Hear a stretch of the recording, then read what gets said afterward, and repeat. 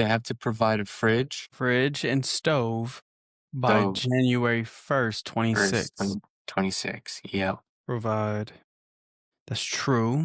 Also, there are new rules that are coming into place in April, around April's time next year. Here's the rule. What you can expect to pay. What you can expect to pay as a tenant. If you don't have your bullet point line item stuff that's lined out for tenants to pay, and something does come up, you're liable for damages. I'm like, wait, at what detail does this become like really like reprehensible? Because, for example, our landlord, we have a marketed value of X price, and they went up $200 for inconveniences such as like water being used, and it wasn't like one person's unit. It's like just the overall scenario, and they just gave it to everybody on rubs.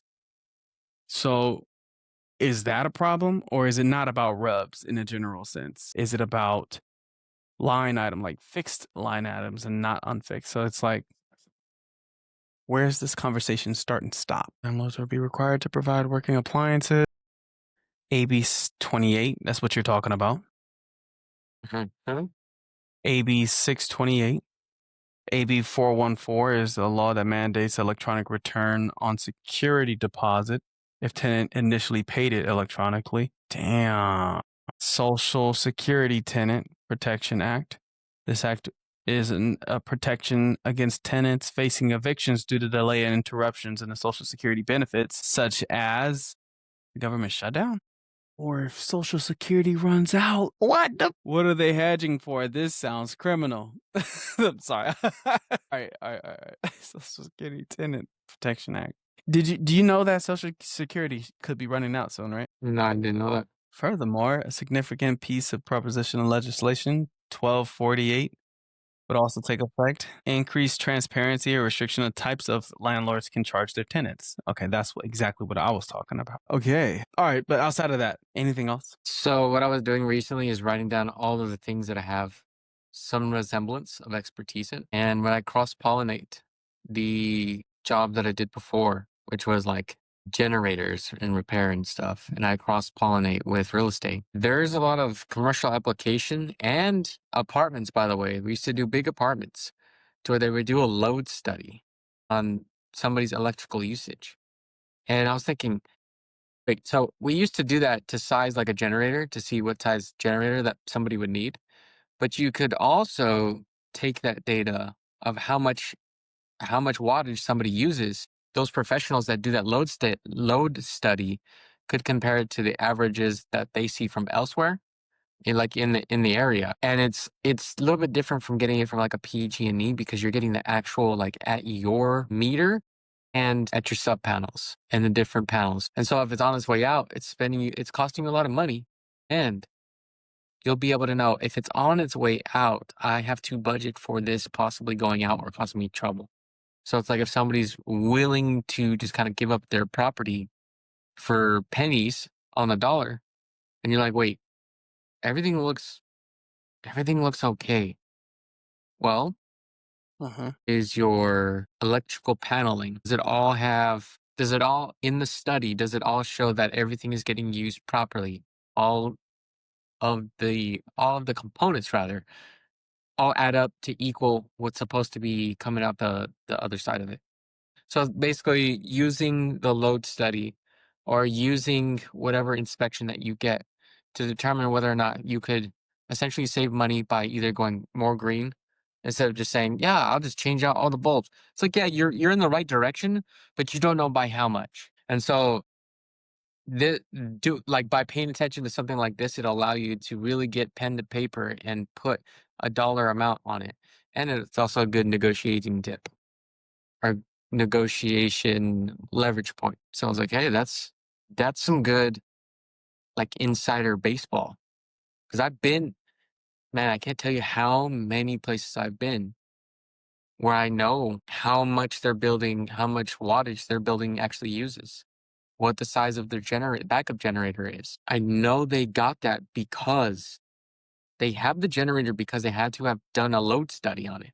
So they have it already and it was doing nothing for them except for sizing the generator, but they could be using that to their advantage. Now, this conversation might look a little different because these are apartment buildings that are like huge. They're on huge side. We're talking like 100 plus units. Those are the type of people that can really benefit from something like this. So when you're looking at the generators, knowing how much the weigh down or the tow down is, the cost for the usage of the service or the Mm. energy, you can use that as a negotiating tactic against the property itself. Yeah, it's like, well, oh, okay, you had to have gotten a load study. Let me see your load study. It's probably not on the paperwork that you're disclosing to everybody, but I want to see it. Let me see it. Okay, cool. So this is what it looks like, and this is sometimes maybe it's not an in-depth load study, maybe, or maybe it is. Maybe you're able to see what type of voltage drop is happening at each of the sub panels. I know it's probably like a tall order for somebody to like go through, but then you could just hire somebody to get a second opinion and be like, okay, An well, inspector, right? yeah. And it's like, hey, look, based off of this paperwork, I would like to see from here to here what they're actually using on that circuit because that's pretty high. And so if they're using something that has motors and refrigerators on it and AC units and all of that, I mean, that's kind of not typical for this size, or maybe that's overkill, or maybe that's this, or maybe that's that. Or maybe it's like that's a lot of usage and it's on the HVAC system. Like we can stop there. We already know you're either using very inefficient HVAC units or they're old. And that's a cost consideration for whether you need to improve that item now or later. But you need to add that cost into your underwriting, it sounds like, right? Exactly. Because like what if Dude, what if those AC units are undersized or oversized? What then? It's like, oh well, you messed up when you got the quote from the HVAC system because the salesman was just really good. And they're like, oh, you need to overcompensate because this area gets hot. No. No, you didn't need those size of units. I don't need those sizes of units. You're gonna have to eat that cost. If you want me to buy your property, you're gonna have to eat that cost. I'm I'm just happy because it's like when worlds collide. I just think it's funny or interesting. It's cool that you could take your specialty that you've been trained in, bring it to this world, and say, hey, look, you may not have even looked into this dynamic. Look at what money you could be saving if you just explored this particular niche or this particular item, which is generators. Yeah. But it sounds like you were mentioning before, it's something that you'll probably see on something north of 50 units, like a singular building kind of a scenario where, it's a compact living or like a, I don't know how to explain it without saying like a more modern updated property. Or would you Yes, still see yes, yes, and you could also apply it if all the way down to buying a single family home, because sometimes people have generators for the single family home and they use it for emergency services. Like there was somebody that had it for life-saving equipment for themselves. And if they went to go sell their home and their agent was saying, oh, well, it has a generator, so therefore it brings a value up $5,000. It's like, wait. What? I've no literally have that generator on doesn't bring it up to $5,000. It doesn't power the whole house. It's on that one circuit because it needs to be able to power up that life-saving equipment. Well, I don't need it's a nice to have. So either you take the generator with you and go get permits for the next spot that they're living at, or they probably don't even want it, or you're probably gonna have to eat that cost. Like it's not an basically it just takes away this overarching or this thing that somebody can hang over your head. perceived Because next thing you value? know, you're like, "Oh, this place has a generator, awesome." You move in, power outage, it goes on, and you're like, "Well, I got 1 socket to use. I got 2 sockets to use. I got 3 sockets to" No, it's like the point of that generator, and could you reroute it for the entire house? Sure. Who's paying for it? Solid deal, man. Hey, man, that was really cool. But again, these are things that somebody would not look into if they're not having these kind of conversations. It's the conversations that people are not having. So I'm glad you brought that up. And plus, it was news for me too. Yeah, it's just a very niche thing. By the way, all of us, not just me, not just you, but anybody, we should start looking at all of the things that we kind of have expertise and hobbies in and just cross pollinating them because that's really how new things are made on the shoulders of giants. And so that's all I really did is just made a chart of all the things, cross pollinated them. And then I was like, huh, that's interesting. I thought of it on a high level, like, oh, yeah, I could. But when you really look at it, it's like people really get away with doing stuff like that and saying, oh, well, I got this generator for this and that for that. And man, I can't tell you how many times I'm just thinking of one right now, which is I'm thinking of another one right now, whereas they have I'm blanking on what it is, but basically it's like a generator that a cogen, there you go. A cogen basically provides power in case of, well, okay, this generator provided power in case of emergency, but the cogen that the model of cogen that it is supposed to have permanent power for the building off the grid, and it uses like an engine how it produces hot water or heat. It's supposed to be used as like the boiler basically and provide hot water to the building. It didn't have hookups for it. Like a cogen specifically is supposed to provide electrical power and heat. It doesn't have to, but it had the connections for it. And so Wow, basically when you go to buy that building, it's like you're buying a product that does half the job, but that is was sold designed at to do. whole the price. And so it's like you wouldn't even know that. You'd be like, okay, well, let me ask you this. Who's gonna service that? Somebody you pay to come out. So you're gonna pay somebody to come out and service a machine that's only being half used some of the time, and that was also added onto the bill when you purchased the building? Sounds like somebody's No. footing the bill. That buyer's taking that hit. The buyer's taking that hit and they would pass it on to you and you wouldn't know any better. If you didn't know you'd be like, they would say, because they bought it for a reason, right? They'd be like, the salesman said, here's our generators. And then somebody like me would come up there and go look at it and be like, this is a cogen and the place where it's supposed to provide heat is capped off. So you're not even using it as a cogen, you're using a cogen as a generator with all these extra attachments. And don't you think those are going to require maintenance at some point? So you're going to be paying for something that you're not even using. Essentially, what it is. Yeah, not a Game. good move. Not a good move. And brother, you just giving game. You giving somebody something that they didn't have otherwise.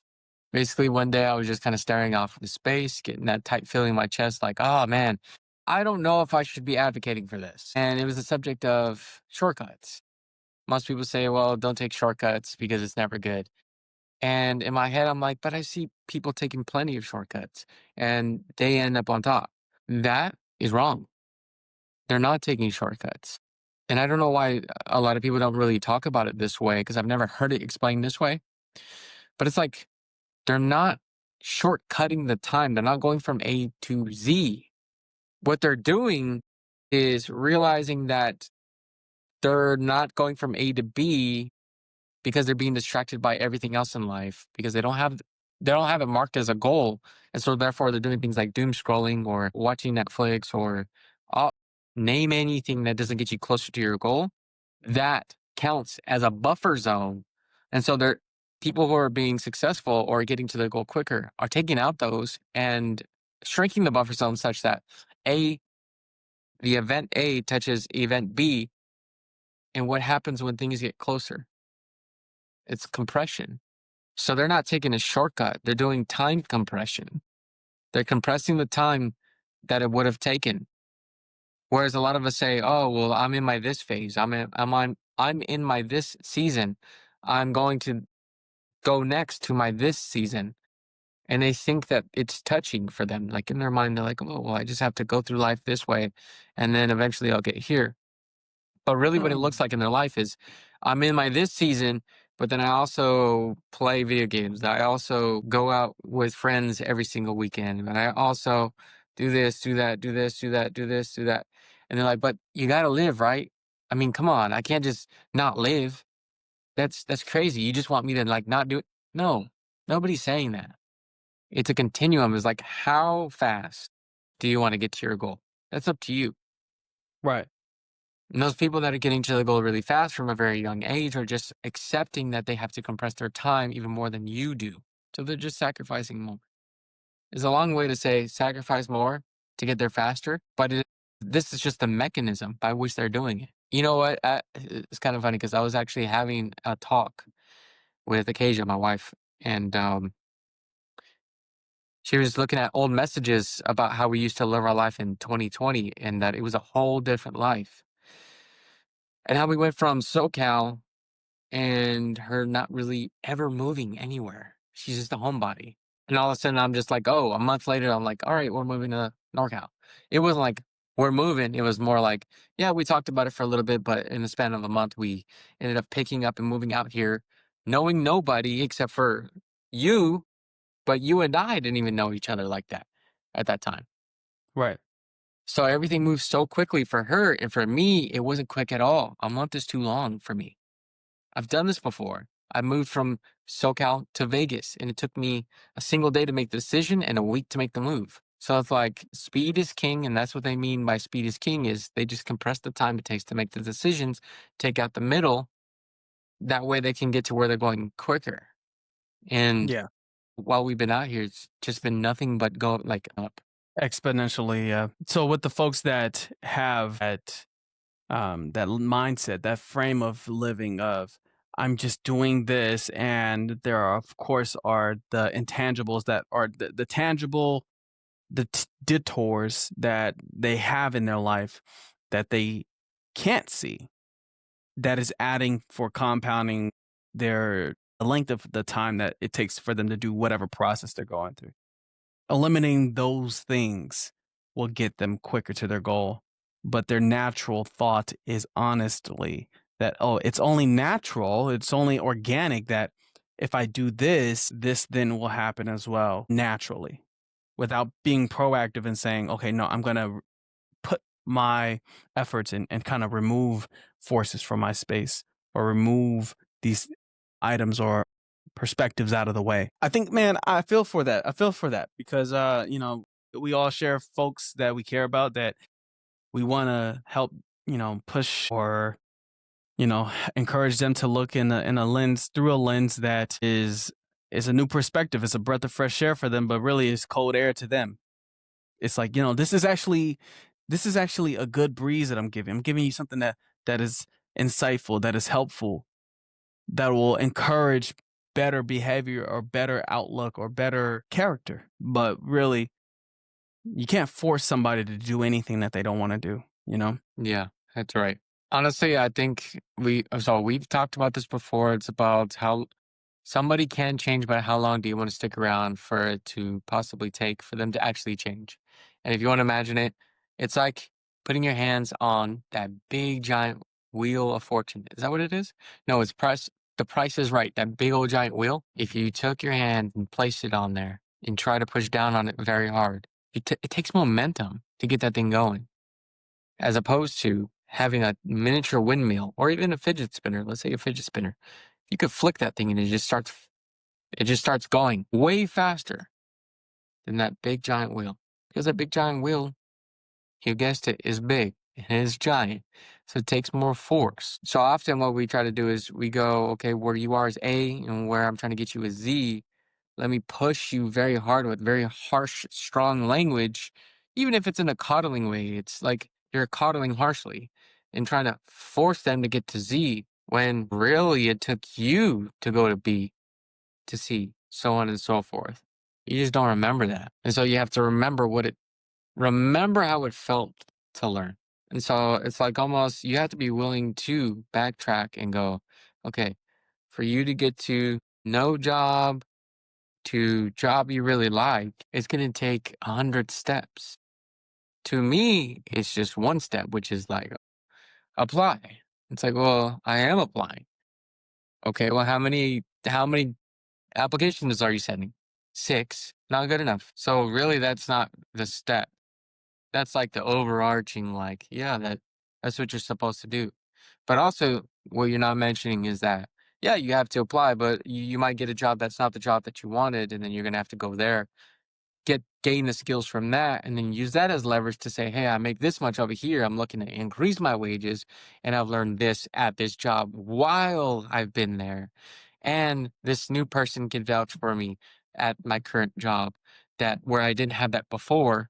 I didn't have a respectable referral before, but now I do. So it's like that becomes a stepping stone. And so it's like there could be 100 steps. There could be 200 steps before you get there. It could be 1,000. Yep. Oh, but the whole overarching theme is like if you just keep applying, you'll eventually get there.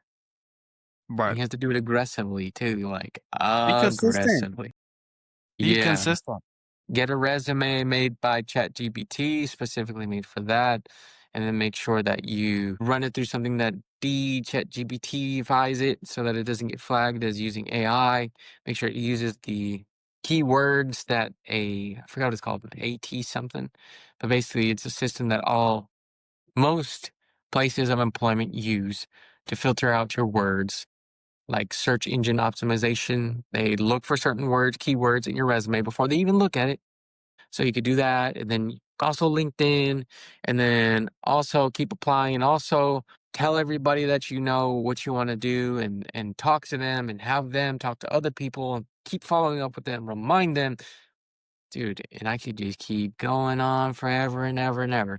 There's so many things you have to do, but I think the point is why people give such surface level answers like that, and a bunch of other ones, is because if you genuinely have that in your mind, the whole point is for you to keep moving forward with that in your mind, and then you'll suddenly and subtly learn all of these micro lessons and skills along the way that'll stack enough until you get to that spot. The answer isn't just to put in a application or just to apply.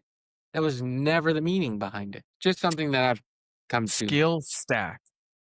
It's to Yeah. do all of the things at multiple do all the things at a multiple at a high volume. Right. So it's not one thing, it's many things at a high volume.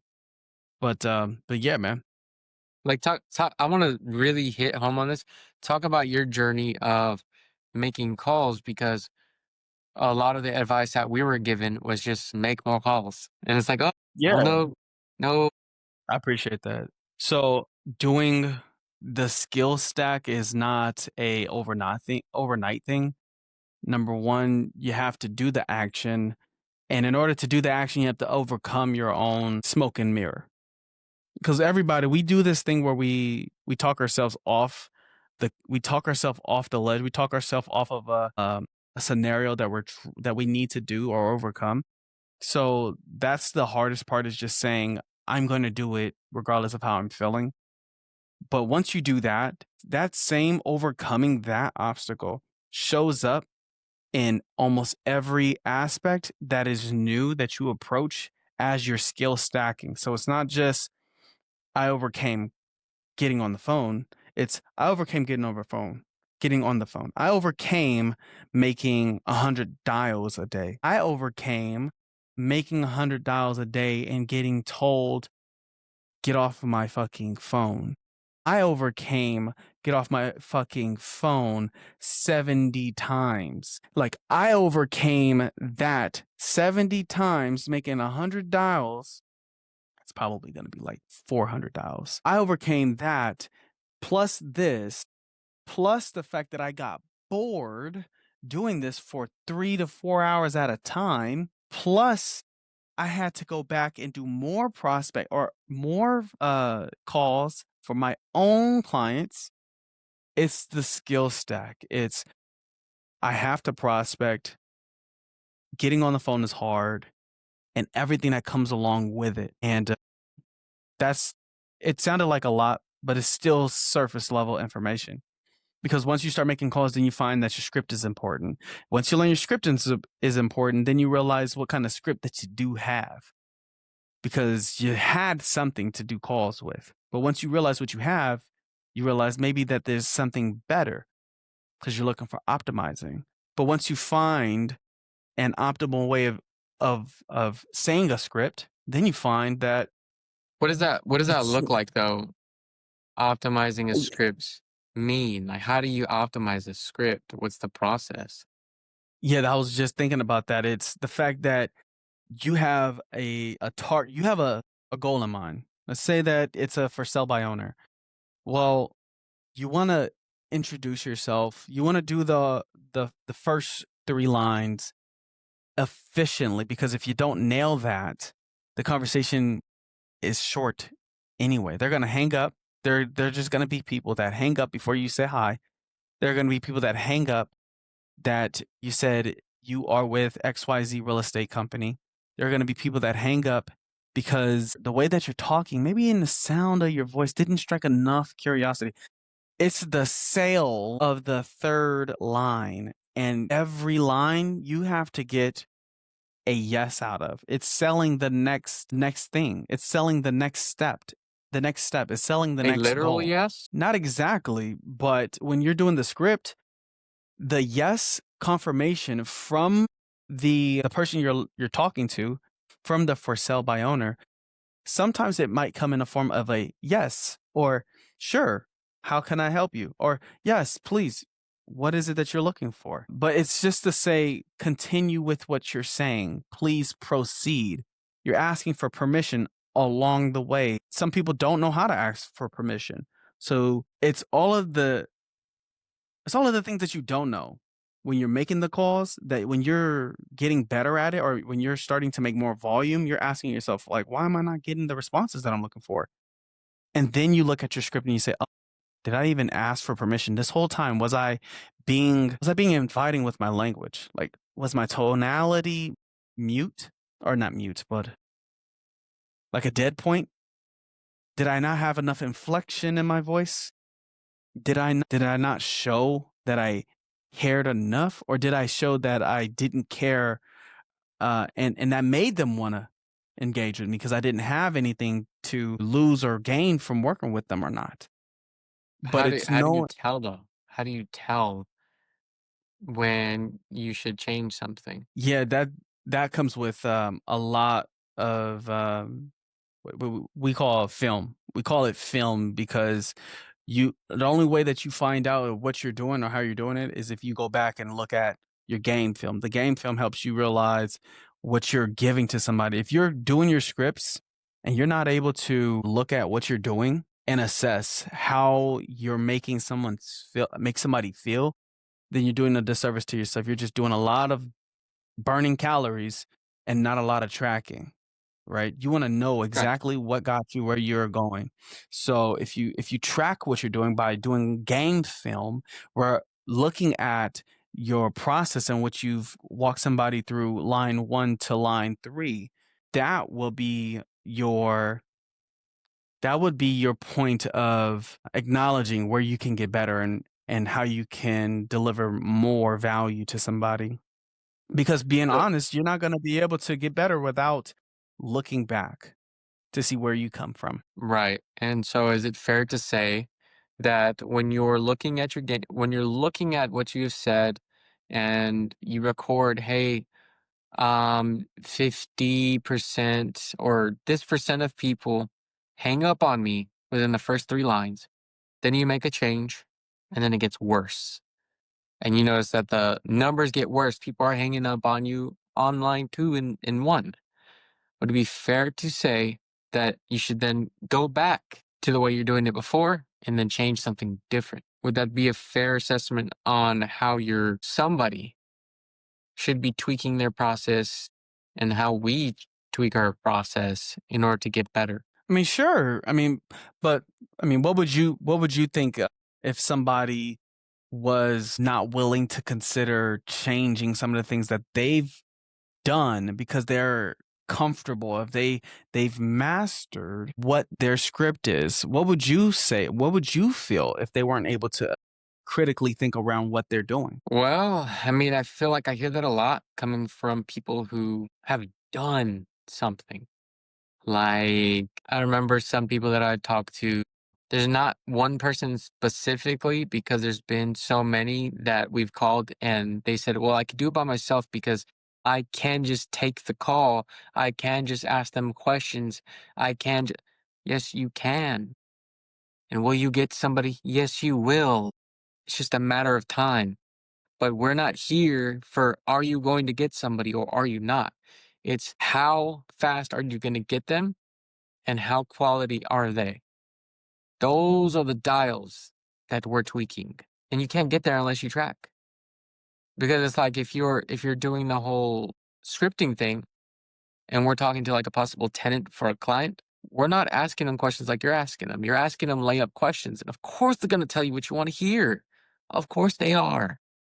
They're trying to get into your spot, or at least they're trying to portray like they're trying to get into your spot. But they're also calling 5 to 10 other people. Now that's not a real stat, but I'm emphasizing that they're not just calling you, they're calling other people. And you know that. But you're like, "Oh, well, if they really want the place, then they'll get in." Like, yeah, yes. But what happens when you have three different people that want to get into your spot and you don't ask them an ability question? You don't ask them a timing question. You don't ask them a reasoning question. Now you don't have that data to pull off of. Because let me ask you, would you rather want the person that says, "Oh, I really want to move into this place and I make 4 times the rent and I'm going to be an amazing tenant because I lived in my last spot for 10 years." That person or the person that says, "No, no, no. I need to move into your spot because it's literally across the way from my job that I work at, which makes 5 times the rent.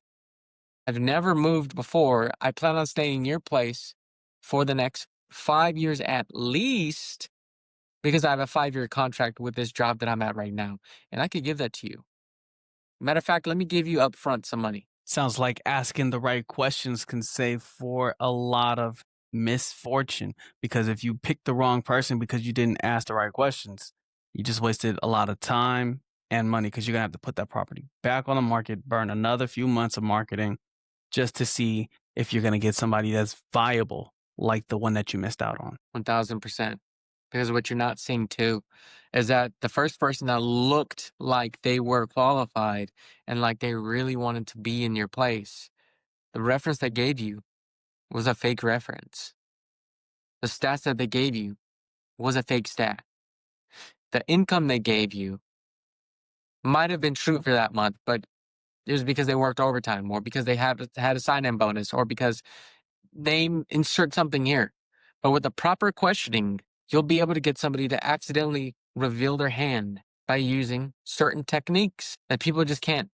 It just forces the truth out. People sometimes cannot help it but correct you. And those are the type of things that we use in order to get to the truth quicker. So that we don't have to lay on the grenade and take it and find out that the tenant was somebody who's professionally deceiving every single landlord before them. You get good at these things when you do it a lot. And I'm talking about anybody. The tenant gets good at deceiving people because they've done it for so long. The realtor gets good at talking to people because they've done it for so long. And it's just a difference of, okay, you might be a landlord that owns 100 doors, right? How often are people really renting from you? Are you doing 100 contacts every month of people? Are you doing 100 conversations of people going in and out of your unit every week? Probably not. You know who is? The person whose job it is to not just help you, but other people as well. There might be something there. I don't know. I don't know. Maybe. I don't know. Maybe. Not to say you can't do it by yourself. So I'm gonna just say that now. Like, of course you could do it by yourself. You've done it by yourself so far, and it's been okay. Fine. There's just gonna be a point where I was talking some to people will grow so much so that they need somebody else, and when you need somebody else, who are you gonna go to? Right. I was talking to Rodrigo, and we were talking about hiring the professional, but hiring the professional with intentions, because we built that expense into the problem, into our actual strategy. So if you accounted for it, if you've done your due diligence, you could foresee this expense coming down the pike, because you know that you want to reclaim your time, because you know that this isn't something that is probably the sustainable method of going out, showing however many doors or vetting so many people, because number one, you're probably not a salesperson, and that's okay. But number two, you probably haven't talked to a volume of people that allowed you to train yourself on how to communicate and get at the information that makes this process much faster because you know what your target is when you're talking to somebody. And it's okay. That's the reason why we have these professionals in these fields, the property managers of the world, the realtors of the world, because they have been practicing speaking to people. And I say they with me, you involved, of course, but I mean practice, diligent, every day, behind the camera, on the phone, always communicating what's the intentions around people's motivations. If somebody said they want to buy a house, great. So does everybody else. What makes your story important for me to sit in front of you to see if we even have something worth entertaining? Because you probably have somebody in your family that says, "I want to buy a house," and you're thinking to yourself, "But you don't make enough money." You're thinking to yourself, "You have too much debt." How do you know how do you know the kind of debt that they have? I know your spending habits. You have you probably have too much going on because you got this brand new car right now.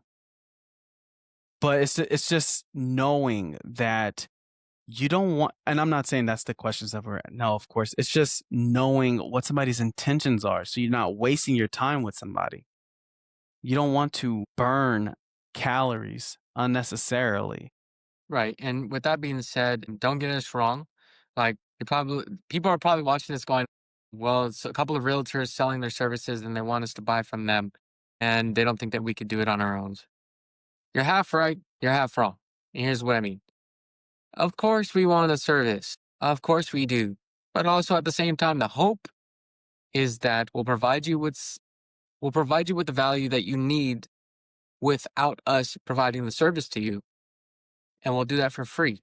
Now we have a couple avenues on how to do this. We have our group, our community full of I'm going to be humble about it. We have a couple people in there as of the time of this recording, and there was nobody in there at first. So we're on the trajectory to get more people, and then more people, and then more people, and we're all in there to help each other, specifically with our real estate journey and multifamily. Now the whole point is to help everybody, from me and Rodriel to everybody. We're going to try to help everybody, free or not free, as much as possible, in hopes that one day we'll actually get them from where they are to the point where they cannot do it on their own and they need somebody, but they're not quite ready to go full property management and pay the large percentage fee, but they want that happy medium. We're that step right before that. And so we want to go ahead and help you, but we also want to help you get from where you are up to the point where you can and will absolutely need our services.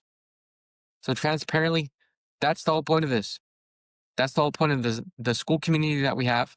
That's the whole point of Roger walking through the calculator of, hey, is this property actually worth it? Past like the whole back of napkin stuff, past the whole a single calculator, past the whole basic, oh, these are the inputs that I know. Well, what about the ones that you don't? Do you know about all the acronyms that go into this? Because there's so many. You might think there's 5. There's way more than that. And I'm just talking about the acronyms. I haven't even talked about how they work together and the math behind them, the formulas behind them, and the interwoven calculators. There's several calculators that basically go into predicting your future. And so if you're using the basic math right now, that's completely fine. It's worked for you. But if you want to get on the level where you're talking about what is the electrical load study, also what is the man, I don't even want to get so far into this because I can already see myself going on a tangent. But No, man, you're doing great. It's just the point of knowing what is the basic calculator that you've done to get where you are. And we're not telling you don't do that. I mean, you've gotten there so far and it's pretty much worked out for you so far. But to be transparent with you, if you want to know where your future is, you want to know the details. Make for a clean story. There's no surprises. There's no cutting corners. When you're looking at your opportunities, you get to look at it from the surface level of is there termites to how many months was this vacant, this one unit out of 100 units. It's pretty much what is called the vacancy rate. and you get to find out these details when you're doing the underwriting on these deals. It's not back of the napkin. This Yeah. is the real sweet science of a deal, but you get to find that here at some point. You get to Yeah, find that here, go look but up at some point. go look up structures, internal rate of return. Yeah, there's a lot. I'm not Enjoy gonna it. start listing them all off, but yeah, There's a enjoy lot of that. them. Enjoy them. But what you're gonna find here is a walkthrough. I'm gonna show you if this is what you want. Of course, we're not giving you stuff that you don't want, but if this is something that's up your alley, we'll walk you through it. And this is not to say like a talking, like yeah, we've done multiple billions of dollars of deals and we're gonna show you. No, we're not doing that. But to give merit where to give credit where it needs to be given, the calculators that we're using is a collection of calculators that have been used that have hundreds of millions of dollars of deals passed through it. So think about that. That's for sure. Yeah, Yeah, that's for yeah, sure. that's 1000% something that needs to be given credit to because it's like, where are we pulling this from? Like you'll find out. You'll see. Look, the truth is the deals that we've underwritten, we can go backwards, look at those deals, see where they sold at, and to see if we were on or off point. And the good news here is we've got probably nearly 100 or more deals that we've underwritten because we had a season of extreme pressure on multifamily properties from coast to coast, from California to Florida.